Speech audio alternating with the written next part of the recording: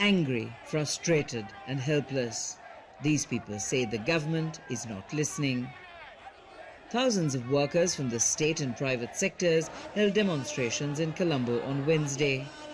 Among them, doctors, engineers, port and oil refinery workers and bankers. They say unfair taxes have pushed them to the brink.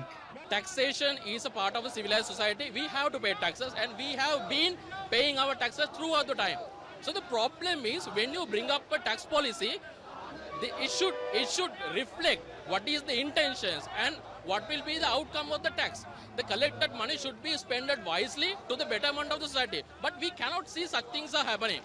Mismanagement, corruption, the pandemic that followed devastating bomb attacks in 2019 and unsustainable debt have pushed Sri Lanka into an economic tailspin.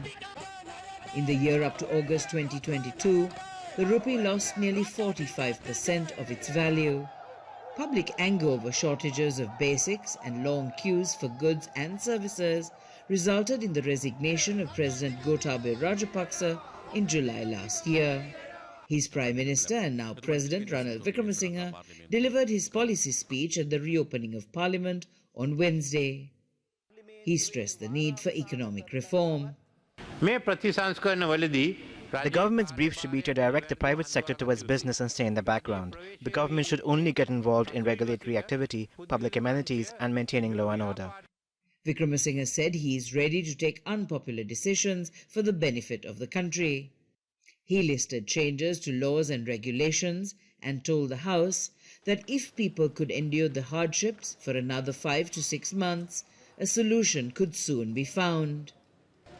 But on the streets, protesters dismissed his promises as fairy tales. That's a description Wickremesinghe used to describe pledges made by those he said were obstructing the country towards poverty.